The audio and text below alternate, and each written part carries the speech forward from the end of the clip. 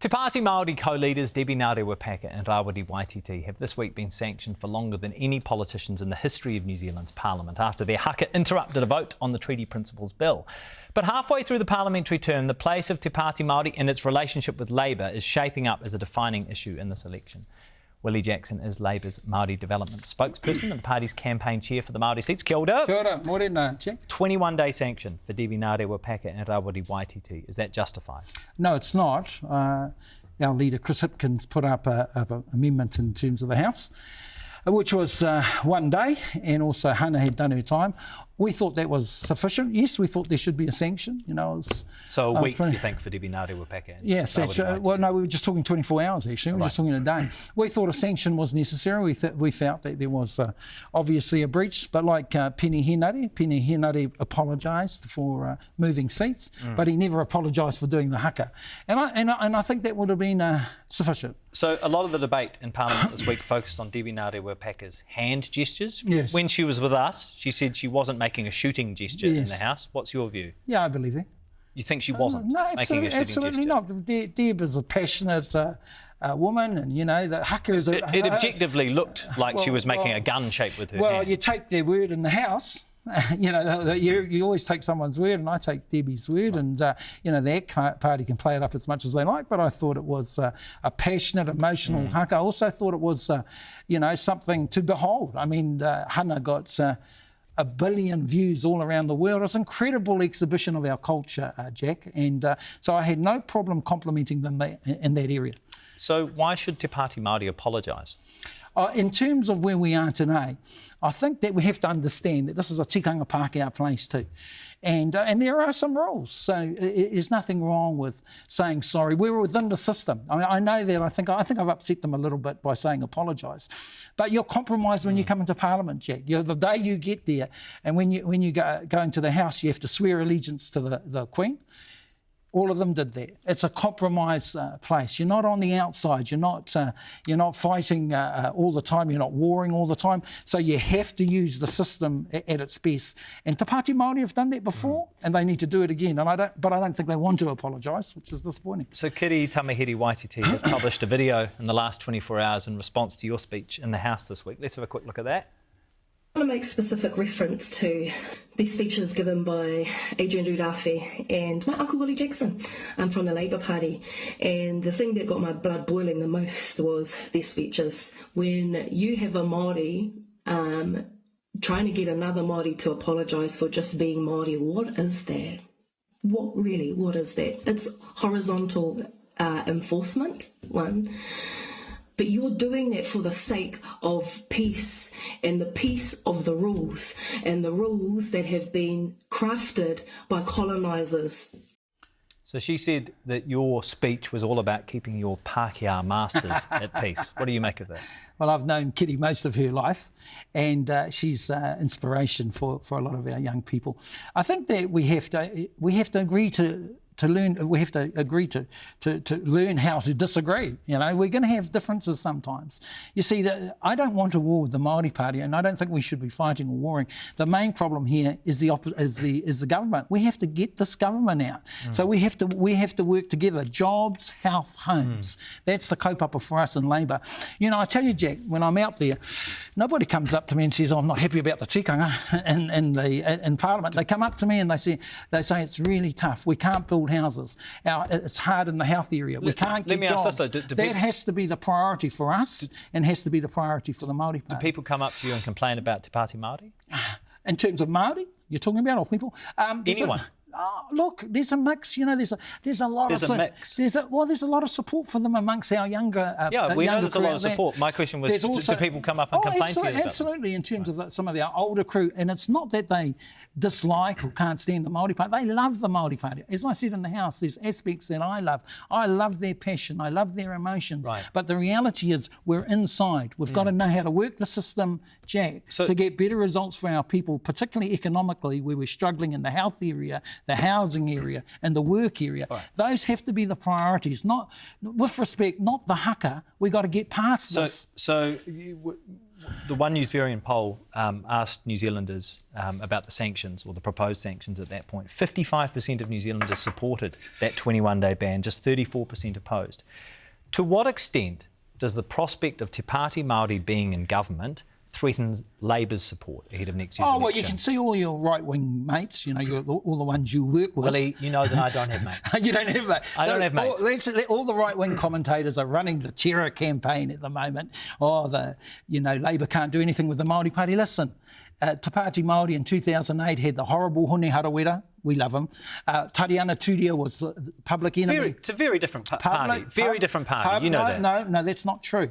At the start, they were seen as terrorists. At the start, they were seen like Hamas. Okay. Hang on. Hamas? I'll show you the media. Tariana was seen as public enemy number one. And what happened? They did a deal with the National Party. So my question is, at the moment, to what extent does Te Pāti Māori threaten Labour's support next year? Well, if you listen to the right-wing commentators, they're saying we can't do a deal. To what extent do you think? No, I think that there's a lot of time left. Yeah. I think that we can work things out. I think that we need to sit with Kitty and we need to sit with their father, John. And John Tamahita came over to Labour and said, you guys have got to do what you do, we've got to do what we do. But what I'm saying to you, and Matthew Hooton talked about it in the Herald, is he said, look, these scare tactics that the right-wing commentators are using have been used for years.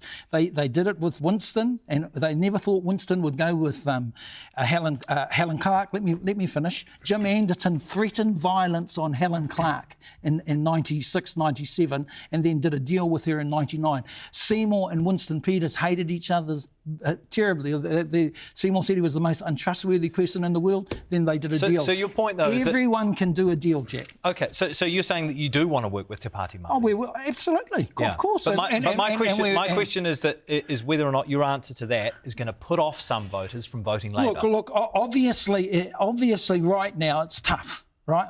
So can you give me a clear answer on that? Do you think that your willingness to work with Te Pāti Māori will put off some potential Labour voters? No, I don't think so, because I've explained this many times, that this is politics and they have to do what they have to do and we have to do what we have to do. We respect what they do, they respect what we do. And here's the point, Jack.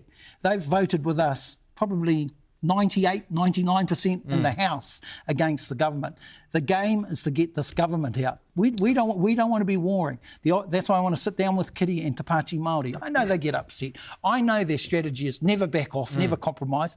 But that's a generation. There's a lot of Māori who are proud of them, who want progress, who actually want to be pro-Māori, but they don't want to fight on every kapahaka tikanga issue. So what would jobs, health, homes. What would be your message to potential Labour voters who feel anxious about government instability and a government that involves both Labour and Te Pāti Māori? My message is to relax. There's 16 months to go to the election. We'll see how things go. We'll see how the numbers fall. There isn't a single recent poll that has suggested you could form a government without the support of Te Pāti Māori. But there's 16 months to go. The Te Pāti Māori's polling well. We're polling well. We're around 33%. But I'd also say this. The Te Pāti Māori is not the problem. You've got an ACT party that has actively tried to dismantle the relationship between Māori and the Crown. Can I finish? You can finish that. Who have run racist strategies over the last year or two. Not one of those commentators questioned National about doing a deal with a party that has openly demonstrated a racist strategy against Māori. The Pāti Māori is not the problem. Just to represent ACT's point there, they would say that any policy that defines race-based policies, which you support in some contexts, they would define as racism. No, we don't. Can I just be clear on that? We don't support race-based policies. We support a Māori Health Authority, which they would consider to be a race-based policy. Which was based on need, right, not on race. Need was I'm merely representing their point. Well, they spin stories, as you well know. So have you had any conversations with Te Pāti Māori about potential government support options? What that would look like? No, but we have a healthy relationship with them.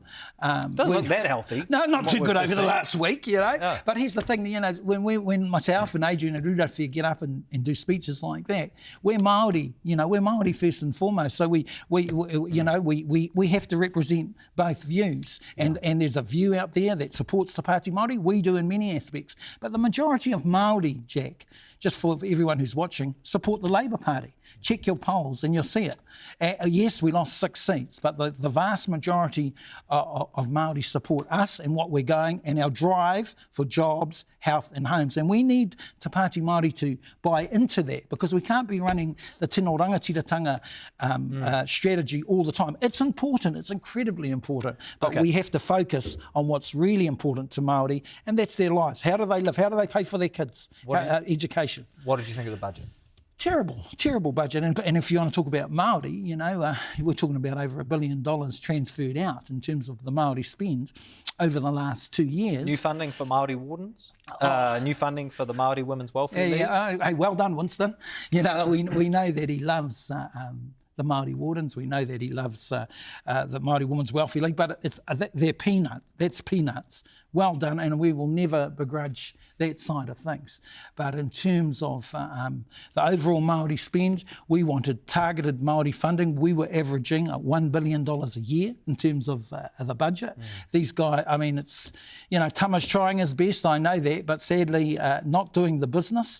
You've got a government that is attacking Māori, attacking workers, attacking disabled people, attacking rainbow people, attacking women. I mean, you know, you've seen our strategy and our campaign around that. We'll keep fighting for women's rights. So it's a shocking budget, but $1 billion out over the last 2 years in terms of the Māori spend, shocking. What do you make of the regulatory standards? That's even worse.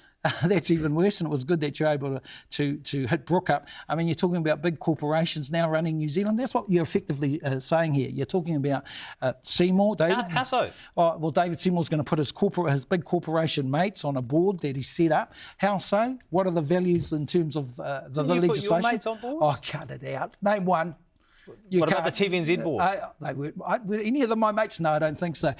No, hang on. You're talking about, this is about changing the law for the powerful. This is about extreme libertarian values. You know that. What are the values? It's about the market. It's about individual. You know it all. Individual rights. It's about property rights. It's not about Māori rights. It's not about the tribunal. But in the Waitangi Tribunal's urgent hearing on the Regulatory Standards Bill, the Crown argued the proposed bill isn't of constitutional significance and wouldn't make a negative difference to Māori. Yeah, the Crown. In what way are they wrong? Specifically, in what way are they wrong? 100% wrong, because Māori should be consulted on this. The treaty is being. They said they should be consulted. Yeah. But okay, aside from the consultation which comes in the development of the bill, once the bill is actually in place, how will it constitutionally affect Māori? Because there's no obligation in terms of this bill to talk with Māori. There's no obligation to bring the treaty in terms of any kōrero. Māori are totally factored out. There'll be no Māori on the board, or Seymour might put himself on there. He'll say he's the Māori. This is about him opening up New Zealand, breaking our egalitarian state. It is a shocking bill. It is the treaty principles too, de facto treaty principles too.